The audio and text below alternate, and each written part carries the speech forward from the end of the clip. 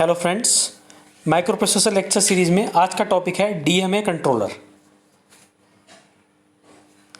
DMA DMA stands for direct memory access. DMA का काम क्या होता है वो देखेंगे हम। To overcome those problem in input output program and interrupt based data transfer, a DMA memory access data transfer method is introduce. यानी कि जो भी आपकी प्रोग्राम इनपुट आउटपुट या फिर इंटरप्ट बेस्ड इनपुट आउटपुट जो हम डाटा ट्रांसफ़र करते थे पेरिफेरल्स का एमपीयू के साथ, जो भी हमारा कम्युनिकेशन होता था, उसमें कई तरीके की प्रॉब्लम्स आती थी।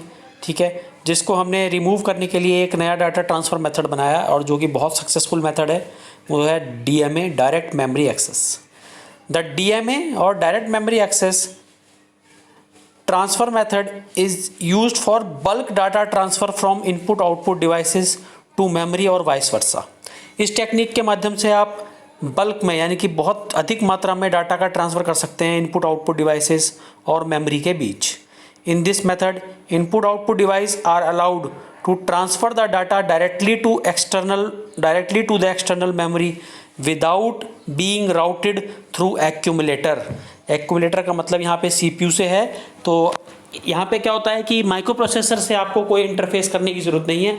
माइक्रो प्रोसेसर के without interfacing the micro processor आप क्या कर सकते हैं, मेमोरी और पेरिफेरल्स के बीच में, इनपुट आउटपुट के बीच में डायरेक्ट डाटा ट्रांसफ़र आप कर सकते हैं by using this data transfer technique, जिसको हम बोलते हैं डीएमए, डायरेक्ट मेमोरी एक्सेस। ठीक है, for this reason the microprocessor relinquish the control over the data bus and address bus so that these can be used for the transfer of data between devices। इसकी वजह से क्या होता है, DMA की वजह से जो भी एड्रेस और डाटा बस होता है, माइक्रो प्रोसेसर उस पर से अपनी कमांड हटा देता है और उसको जो है डाटा ट्रांसफ़र के लिए डिवाइस और मेमोरी को उस पर डाटा ट्रांसफ़र के लिए अलाउ कर देता है।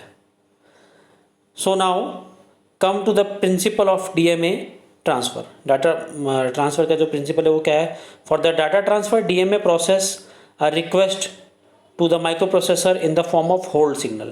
जब भी डाटा ट्रांसफ़र करना होता है हमें मेमोरी से इनपुट आउटपुट या इनपुट आउटपुट से मेमोरी यूजिंग डीएमए, तो डीएमए एक होल्ड सिग्नल जो है रिक्वेस्ट की फॉर्म में माइक्रोप्रोसेसर को भेजता है। ठीक है, by the input output device is send. ठीक है, इनपुट आउटपुट डिवाइस जो भी होती है उसके द्वारा जो भी माइक्रो प्रोसेसर आप कनेक्टेड है उसको एक होल्ड सिग्नल भेजता है।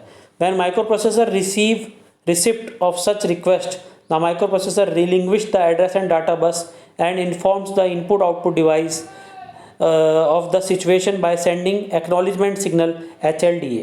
जैसे ही माइक्रो प्रोसेसर को ये सिग्नल प्राप्त होता है कि अब जो है कि डीएमए के थ्रू डाटा ट्रांसफ़र होने के लिए मेरे पास रिक्वेस्ट आई है, तो क्या करता है, अपनी जो एड्रेस और डाटा बस होती हैं उनका जो ट्रांसफ़र है वो जो है इनपुट आउटपुट और मेमोरी के लिए दे देता है, तो और बीच में से वो अपने आप को हटा लेता है और उसके लिए फिर बाद में वो एक सिग्नल भेजता है कि भाई ठीक है, अब मैंने अपना जो है डाटा ट्रांसफ़र के लिए डाटा लाइन्स और एड्रेस लाइन्स आपको दे दी हैं, और उसके लिए वो एक सिग्नल भेजता है, एक्नॉलेज करता है इनपुट आउटपुट डिवाइस को, जिसे हम बोलते हैं एक्नॉलेजमेंट सिग्नल।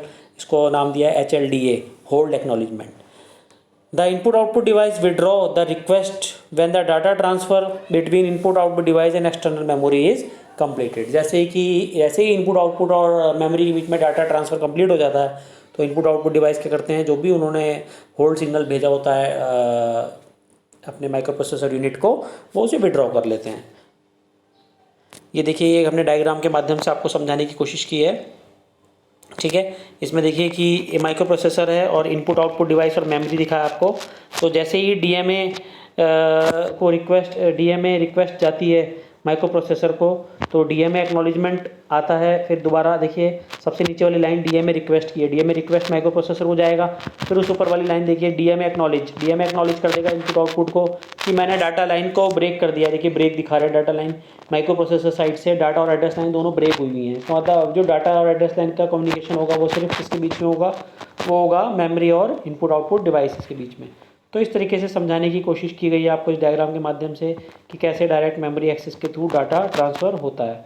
ठीक है, if we discuss in brief about the working principle of DMA controller, then we should mention the DMA controller is used with the microprocessor that help to generate address for the data to be transferred from input output। ठीक है, तो DMA जो होता है, DMA controller का जो होता है वो काम क्या होता है कि वो डाटा ट्रांसफ़र के लिए जो है इनपुट आउटपुट के लिए, और इनपुट आउटपुट को जो है वो एड्रेस और डाटा लाइन प्रोवाइड कराता है। The peripheral sends the request, ठीक है, रिक्वेस्ट भेजते हैं, वही मैंने आपको बताया, ठीक है, और उसके बाद होल्ड सिग्नल के थ्रू उसको रिक्वेस्ट भेजते हैं प्रोसेसर को। On receiving the DMA request the micro processor send the acknowledgement signal मिलता है। On receiving the acknowledgement signal DMA controller send the DMA acknowledgement DMAC to the input output device. तो देखें एक बार फिर से ये इस प्रोसेस को, तो क्या होता है, सबसे पहले जो पेरिफेरल होता है, तो जब उससे पेरिफेरल जो आउटपुट हमारा पेरिफेरल है वो क्या करता है, वो DMA को पहले भेजता है कि DMA जो है को रिक्वेस्ट भेजता है कि अब मुझे डाटा ट्रांसफ़र करना है, तो DMA जो है होल्ड सिग्नल भेजता है, किसको, प्रोसेसर को भेजता है। फिर प्रोसेसर अपनी कंट्रोल DMA को हैंड ओवर करता है और होल्ड एक्नॉलेजमेंट सिग्नल DMA को भेजता है, और फिर DMA इनपुट आउटपुट डिवाइस को बताता है कि प्रोसेसर जो है उसने अपना डाटा ट्रांसफ़र करने के लिए एड्रेस और डाटा लाइन दे दी हैं, होल्ड हमको अब बीच में से वो ब्रेक हो गई हैं उसके थ्रू, तो वो एक DMAC सिग्नल, यानी कि अब DMA एक्नॉलेज कर रहा है किसको, इनपुट आउटपुट डिवाइस को एक्नॉलेज कर रहा है। ठीक है, तो ये बेसिकली एक आपका प्रोसेस था, किस तरीके से होता है। The DMA controller take over the control of the buses of microprocessor and control the data transfer between RAM and input output devices. तो DMA कंट्रोलर पूरा कंट्रोल ले लेता है बसेस का, और जो भी डाटा ट्रांसफर होता है रैम और इनपुट आउटपुट डिवाइसेस के बीच में, उसे परफॉर्म करता है। When the data transfer is complete, DMA controller return the control of the buses to the microprocessor by disabling hold and DMAC signal. तो जैसे ही डाटा ट्रांसफ़र होता है, जो DMA जो है सारी बसेस का कंट्रोल माइक्रो प्रोसेसर को वापस दे देता है, और उसके लिए वो होल्ड और DMAC सिग्नल का इस्तेमाल करता है। ठीक है, तो DMA, उसके बाद DMA कंट्रोलर की अगर बात करें तो DMA, ये तो भी आपको DMA के बारे में बताया था। DMA कंट्रोलर जो है वो 8237 8257 के बारे में बात करें तो एक ये it is a part of MCS 85 micro processor family का ही पार्ट है। It enables the data transfer between memory and IO with reduced load on the system main processor by providing the memory with control signal and memory address information during DMA transfer। ठीक है, तो load को reduce करता है, जो भी data transfer होता है, जो आपके सिस्टम की स्पीड होती है उसे एनहेंस करता है DMA controller 8237। The DMA controller 8237 is 4 channel device that can be expanded to include any number of DMA input channels, यानी कि इसके 4 चैनल होते हैं, कम से कम 4 चैनल से आप इसे पेरिफेरल के थ्रू कनेक्ट कर सकते हैं। ठीक है, 1.6 मेगाबाइट जो है इसका ट्रांसफ़र रेट होता है, 64 KB मेमोरी सेक्शन को ये एड्रेस कर सकता है, तो ये इसकी स्पेसिफिकेशन है। ठीक है, और ये IBM PC के लिए भी इस्तेमाल किया गया है 8237। ठीक है, मास्टर स्लेव कॉन्फ़िगरेशन होती थी इसकी, जैसा कि इसमें लिखा हुआ है, आप देखिए रेड लाइन में। ठीक है, तो ये इसकी आप देखिए इसकी ये पिन डायग्राम है, बेसिकली 40 पिन का पैकेज है, जिसमें कि A0 से A7 एड्रेस लाइन है, MEMR मेमोरी रीड है, MEMW मेमोरी राइट है, क्लॉक है, रीसेट इनपुट है, रेडी है, होल्ड एक्नॉलेजमेंट है, होल्ड रिक्वेस्ट है, एड्रेस इनेबल है, एड्रेस स्ट्रोब है, टर्मिनल काउंट है, मॉड्यूल 128 मार्क DRQ 3 से DRQ 04 इसकी रिक्वेस्ट हैं 4 चैनल के लिए, DMA रिक्वेस्ट होती है। ठीक है, उसके बाद DAC जो है वो DMA एक्नॉलेजमेंट, DMA रिक्वेस्ट और DMA एक्नॉलेजमेंट जो पेरिफेरल्स को हम भेजते हैं। फिर उसके बाद चिप सेलेक्ट, उसके बाद VCC और ग्राउंड। ये बेसिकली पिन डायग्राम आपको बताया है, इसको आपको और अच्छे से देखना होगा एक बार, इंटेल का ये है। उसके बाद ये DMA कंट्रोलर देख लीजिए किस तरीके से है, जैसा कि आपको बताया।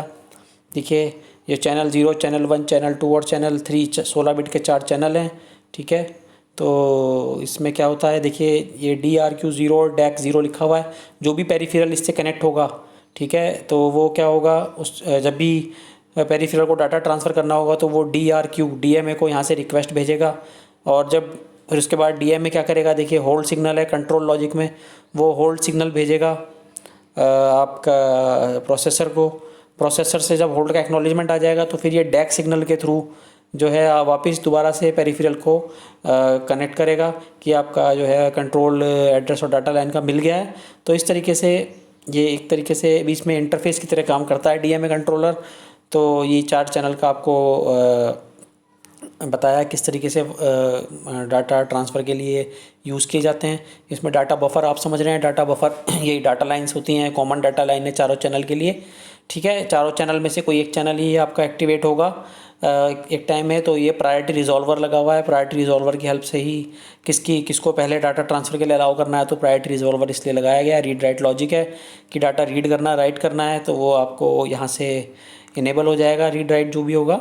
और कंट्रोल लॉजिक आप समझ ही रहे हैं, कंट्रोल लॉजिक में ही आपकी एड्रेस बसेस वगैरह सारी चीज़ें दी हुई हैं, जो कि एड्रेस बताएंगी कहाँ से मेमोरी से डाटा आपको लेके आना है या उस पर राइट करना है। तो बेसिकली ये आपका ब्लॉक डायग्राम था डीएमए का, और यही आपका 8237 था, पिन डायग्राम और ब्लॉक डायग्राम को बताया। तो अगर आपको ये लेक्चर पसंद आया हो तो इस चैनल को सब्सक्राइब करें। Thank you very much.